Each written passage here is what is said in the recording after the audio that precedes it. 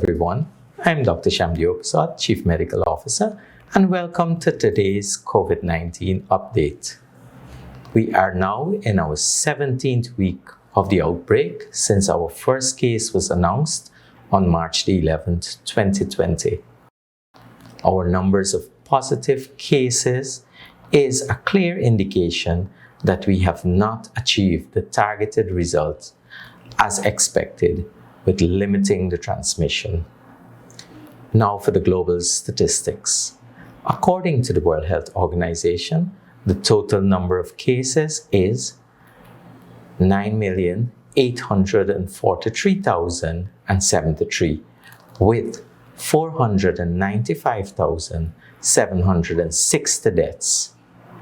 Regionally, the number of cases is 4,933,972, with 241,931 deaths. Now for the update of the situation in Guyana. Of the tests that were done, there are 5 new cases, bringing the total number to 235. A total of 114 persons have recovered thus far, and the number of deaths remain at 12. In institutional isolation, we now have 109 active cases. In institutional quarantine, we have 18 persons, and 1 patient is in the COVID-19 ICU. We have conducted 2,552 tests, with 2,317 of these being negative. Fellow Guyanese, on July the 1st and 2nd, our students will be writing the National Grade 6 Assessment Exam.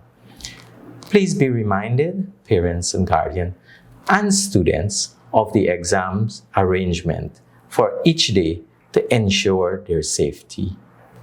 Students, you must wear your mask correctly, covering your nose and mouth, and wash your hands thoroughly at the sink provided when you arrive at school. Your temperature will then be taken, after which you will go to the designated area with the floor signs visible for physical distancing and await the direction of the invigilators. When the invigilators are ready to begin the exam, you will be directed to your assigned seats. Please remember that during the break, playing and gathering are not allowed. Parents, you cannot enter the compound with your children, and you're asked to pick them up promptly after the exam is over.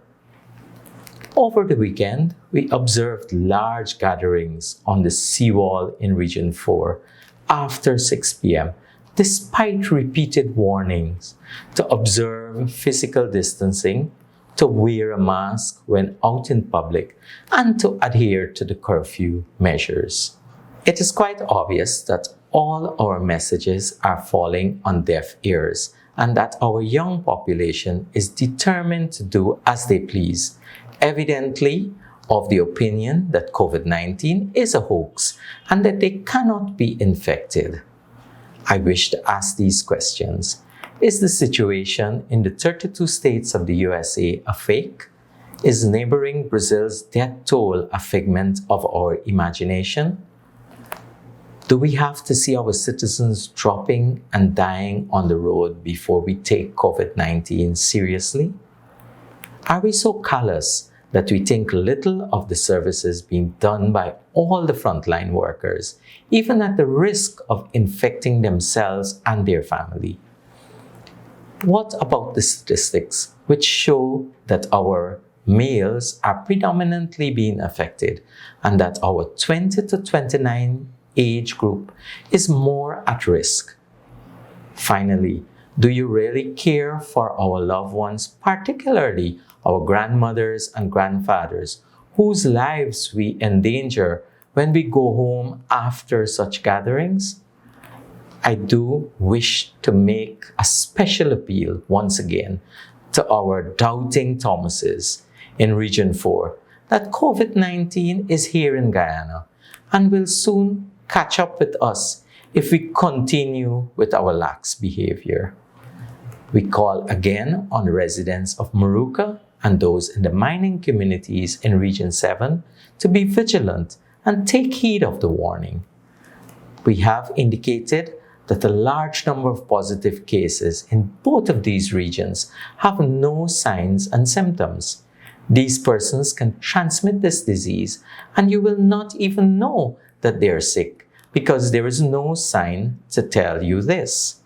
I continue to urge you to wear a mask and observe physical distancing guidelines provided.